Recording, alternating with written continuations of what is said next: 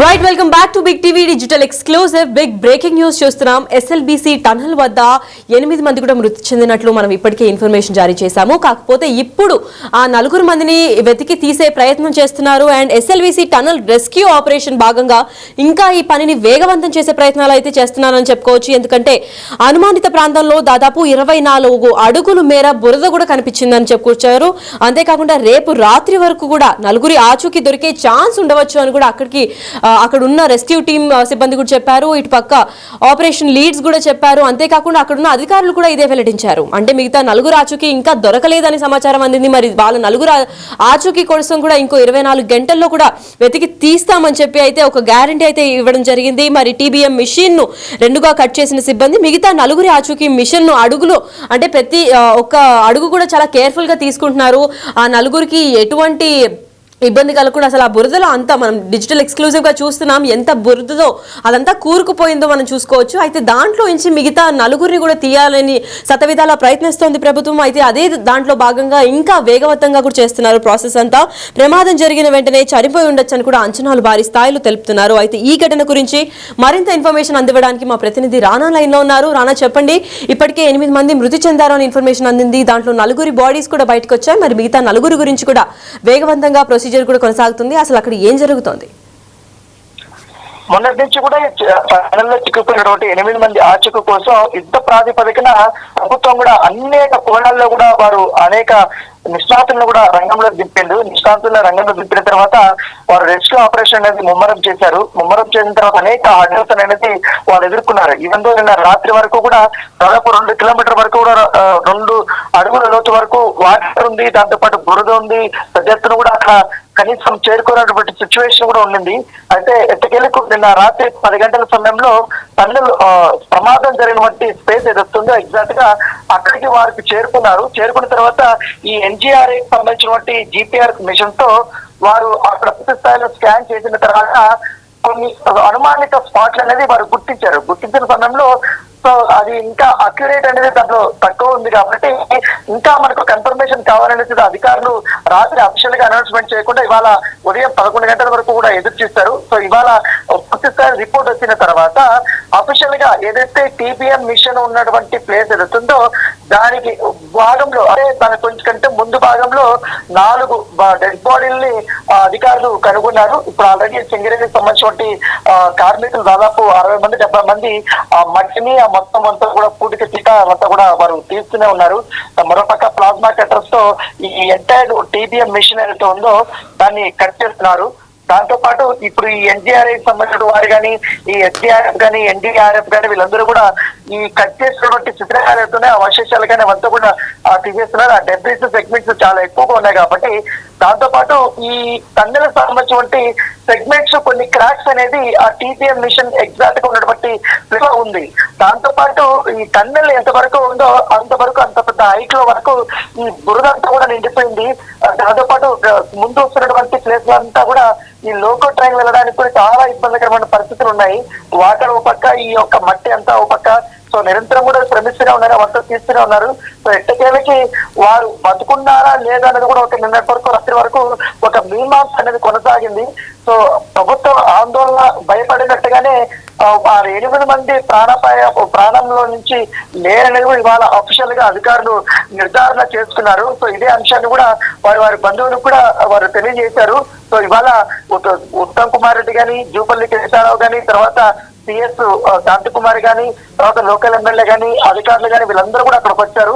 ఈ entire operation ని పర్యవేక్షిస్తున్నటువంటి అరవింద్ కుమార్ ఆయన ఐఏఎస్ ఆఫీసర్ ఆయన కూడా వచ్చారు. సో అధికారులతో ఇవాళ సమాలోచనలు చేసిన తర్వాత ఎగ్జాక్ట్ గా అక్కడ ఏం జరిగింది, ఇంకా ప్రతిఫల పరిస్థితులు ఏ విధంగా ఉన్నాయి, ఒకవేళ ఇప్పుడు చనిపోయినాయి అంటున్నారు కాబట్టి ఏ ప్లేస్ లో ఉన్నారు, వారి ఆ డెడ్ బాడీస్ ని ఎట్లా మనం జాగ్రత్తగా తీసుకురావాలన్నదంతా కూడా వారు చర్చించారు. ఎందుకంటే 8 రోజుల నుంచి కూడా ఆ డెడ్ బాడీలు అనేది అందులో ఉన్నాయి.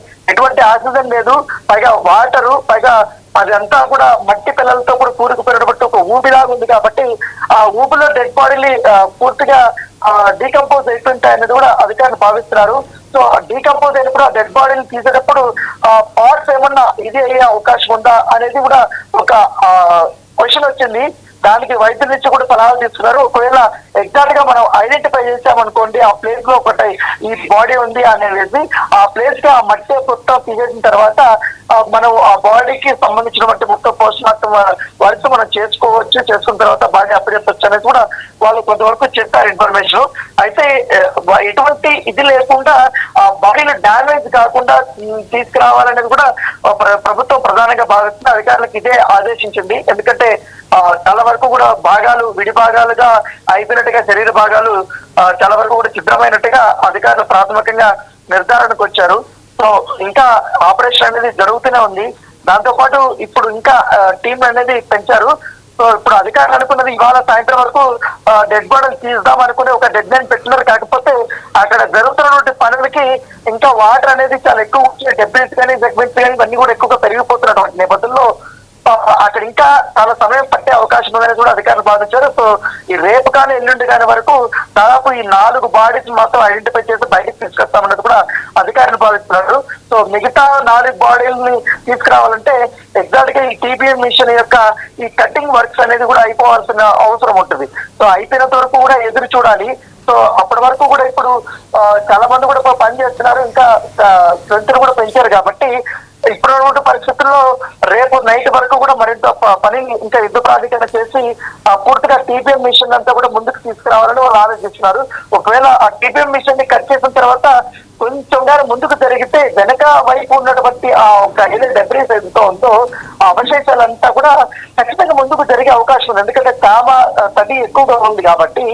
దానితో పాటు ఇదంతా కూడా బురద, ఆ బురదంతా కూడా ముందుకు వస్తే మళ్ళీ ఈ రెస్క్యూ ఆపరేషన్ లో పాల్గొన్నటువంటి ఎవరైతే ఈ కార్మికులు ఉన్నారో వాళ్ళు కూడా ఇబ్బందికరమైన పరిస్థితులు ఉండే అవకాశం అనేది కూడా కాస్త వాళ్ళు అటు ఇటు చాలా జాగ్రత్తగానే ఈ రెస్క్యూ ఆపరేషన్ వాళ్ళు చేస్తున్నారు.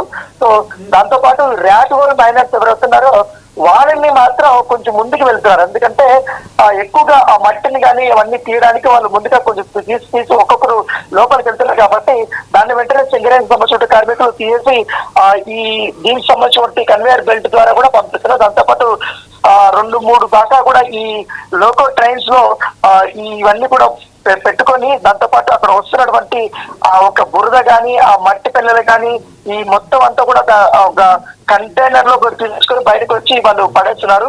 ఎప్పటికప్పుడు ఈ డీవాటరింగ్ పనులు కూడా జరుగుతూనే ఉన్నాయి. జరుగుతున్నప్పుడు ఈ టన్నెల్ నిర్మాణ సమయంలో ఎక్కువగా సిమెంట్ సంబంధించిన వర్క్ కూడా కింద జరిగింది కాబట్టి అది ఎక్కువగా మట్టల సిమెంట్ ధరలు ఎక్కువ వస్తున్నాయి. దాంతో పాటు ఈ వాటర్ ఉండడం వల్ల అది గట్టి పడిపోతుంది. సో దానివల్ల చాలా ఇబ్బందికరమైన పరిస్థితులు వస్తుంది. లోకల్ ట్రైన్ కూడా కొంతవరకు వెళ్ళలేనటువంటి సిచ్యువేషన్ వచ్చింది. సో ఒక్కొక్కటి ఈ సింగరేణి కార్మికులు ఆ ఒక హర్డల్స్ అంతా కూడా ప్రకటించుకుంటూ ముందుకు వెళ్తున్నారు. ఎప్పుడైతే సింగరేణి కార్మికులు ఎంటర్ అయ్యారో ఈ రెస్క్యూ ఆపరేషన్ అనేది యుద్ధ ప్రాతిపదికన ముందుకెళ్ళింది. ఎందుకంటే ఒక క్లారిటీ వచ్చింది. అక్కడ రెస్క్యూలో పాల్గొన్నటువంటి వారికి అక్కడ తల్లిలో చిక్కుకున్న 8 మంది ప్రాణాలతో లేరనేది ఒక కన్ఫర్మేషన్ వచ్చిన తర్వాత సో ఈ పరిస్థితుల్లో డెడ్ బాడీలన్నా తీయాలన్న ఉద్దేశంతో యుద్ధ ప్రాతిపదికన వాళ్ళు ముందుకెళ్తారు. ఎందుకంటే 2 రోజులు వాళ్ళ ప్రాణాలతో ఉన్నారు. ఒకవేళ మనం కొంచెం అగ్రెసివ్ గా వెళ్తే వాళ్ళ ప్రాణాలకి ఏమైనా ముప్పే అవకాశం ఉంది, ఊటంతా కూడా బయటకు వచ్చేసే అవకాశం ఉందని భయపడ్డారు. సో ఇప్పుడు ఆ క్లారిటీ కూడా వచ్చేసింది కాబట్టి యుద్ధ ప్రాతిపదికన ఇంకా రెస్క్యూ ఆపరేషన్ చేస్తున్నారు.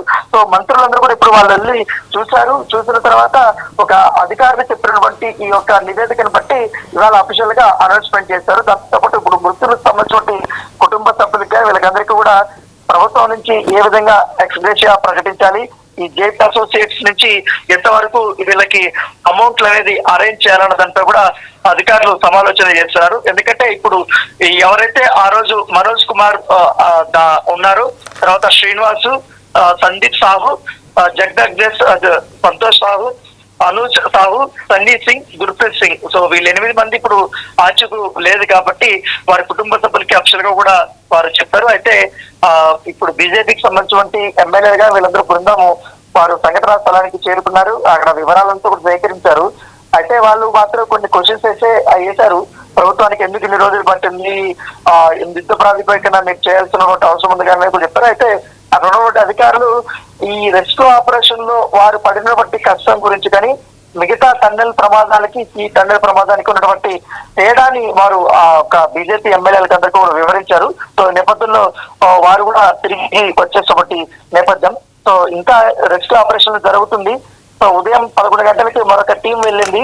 ఇప్పుడు నైట్ 7 గంటలకి 8 గంటలకి ఆ టీం అనేది వెనక్కి వస్తుంది. కాబట్టి ఆ టీం తో పాటు బాడీలు ఏమన్నా వస్తాయా, లేకపోతే ఇంకా ముందుకు వెళ్ళాలి, ఈ కటింగ్ పనులు అయిపోయిన తర్వాత ఇంకా ఎంతవరకు కూడా మట్టి వీరు తీసుకొని వచ్చారన్నదంతా కూడా మనం పూర్తి స్థాయి వివరాలు అనేది కాసేపట్లో తెలుస్తాయి. సో అత్యంత విషాదకరమైనటువంటి పరిణామంగా భరించాలి. ఎందుకంటే మనం దాదాపు 8 రోజులు ప్రభుత్వం కంటి మీద కునుకు లేకుండా కూడా అనేక రకాలైనటువంటి నిష్ణాతులను వాళ్ళు పిలిపించారు. ఇక్కడ వాళ్ళు క్యాంపులు ఏర్పాటు చేసుకున్నారు. మంత్రులు అయితే చాలా వరకు కూడా ఇక్కడ ఉండి అధికారులతో ఎప్పటికప్పుడు సమాలోచనలు చేశారు. ఏ ఎక్విప్మెంట్ కావాలంటే ఆ ఎక్విప్మెంట్ అరేంజ్ చేశారు. ఎవరైనా కావాలంటే రెస్క్యూ ఆపరేషన్ వాళ్ళందరినీ యుద్ధ ప్రాతిపదికన పిలిపించారు. ఇన్ని ప్రయత్నాలు చేసినా కూడా చివరికి వారి ప్రాణాలు అయితే కాపాడుకోలేమనేది కూడా వారు ఒకంత విషాదంతోనే ఇవాళ జూపల్లి కృష్ణారావు మంత్రి మాట్లాడారు. సో వాళ్ళ కుటుంబ సభ్యులంతా కూడా మేము కాపాడుకుని చెప్తారు. అయితే ఇప్పుడంతా కూడా ప్రధానమైనటువంటి వారికి అంతా దృష్టి అంతా ఇప్పుడు ఆ బాడీని సేఫ్ గా తీసుకురావడం పైన ఉంది. సో ఆల్రెడీ ఇక్కడ అంబులెన్స్లు కానీ ఇవన్నీ కూడా ఏర్పాటు చేశారు. కాబట్టి చూడాలి ఈ రెస్క్యూ ఆపరేషన్ మనకు రాత్రి లోపల పూర్తిగా బాడీలు వస్తాయా రావా అనేది కూడా ఒక క్లారిటీ అయితే మనకు వచ్చే అవకాశం ఉంది. Right, thank you so much for the information Rana. Yes, అయితే చూసాం కదా డిజిటల్ ఎక్స్క్లూజివ్ గా ఎస్ఎల్బీసీ టనల్ వద్ద ప్రతీక్షణ ఉత్కంఠ నెలకొంది ఇన్ని రోజులు. కాకపోతే ఈ రోజు పొద్దున కూడా అధికారులు వెల్లడించారు 8 మంది ఇప్పటికే మృతి చెందారు అని. అయితే ఆ 8 మందిలో కూడా 4గురిని వెతికి బయట తీశారు. ఆ చనిపోయిన వాళ్ళు 8 మందిలో కూడా అందరూ కార్మికులు కాదు. అందులో ఓన్లీ 6 కార్మికులు మరియు 2 ఇంజనీర్లు కూడా ఉండడంతో ప్రతి ఒక్కరిని ఆశ్చర్యానికి గురి చేసింది. అసలు గవర్నమెంట్ కి 8 రోజులు టైం ఎందుకు పట్టింది అని కూడా క్వశ్చన్స్ కూడా రేజ్ అయ్యాయి. అంతేకాకుండా 8 మంది ఆచూకీ ఇప్పుడు తీసుకున్నారు కాబట్టి ఇప్పుడు ఆల్రెడీ 4గురిని బయటకు తీశారు. మరి ఇంకో 24 గంటల్లో కూడా అతి వేగంగా కూడా చేస్తున్నారు. అండ్ 24 అంటే రానుండే 24 అవర్స్ లో కూడా వాళ్ళు ఇంకా 4గురు ఎవరైతే లోపల ఉన్నారో వాళ్ళ డెడ్ బాడీస్ ని కూడా వెతికి తీసే ప్రయత్నం అయితే చేస్తున్నారు. ఆ 4గురు డెడ్ బాడీస్ వచ్చిన తర్వాత అసలు గవర్నమెంట్ వాళ్ళకి ఎటువంటి అమౌంట్ ని ప్యాకేజ్ అలా ఇస్తుంది, ఎటువంటి ఎమ్యూనిటీస్ ఇంకా ఎటువంటి ఫ్లెక్సిబిలిటీస్ ఇస్తుంది. ఎందుకంటే ఆల్రెడీ ప్రభుత్వ ప్రాజెక్ట్ కోసం చనిపోయారు కాబట్టి వాళ్ళకి ఎంతో విధంగా సహాయం చేయాలి. అటువంటిది ఏంటి అన్న దానిపైన క్లారిటీ రావాలంటే ఉన్న డెడ్ బాడీస్ 4 ఏదైతే డెడ్ బాడీస్ ఇంకా లోపలే ఉన్నాయో దాన్ని తీసే ప్రాసెస్ కూడా చాలా వేగవంతంగానే పూర్తి చేస్తున్నారని చెప్పుకోవచ్చు. మరి ఇంకో 24 గంటల్లో మిగతా 4గురు కూడా బయటకు వస్తే ఈ ఎస్ఎల్బీసీ ప్రాజెక్టు గురించి వెళ్ళిన 8 మంది కూడా బయటకు వచ్చి దాని తర్వాత అసలు వాళ్ళకి ఏం జరగబోతుంది అన్న దానిపైన క్లారిటీ వచ్చే అవకాశం అయితే కనిపిస్తోంది.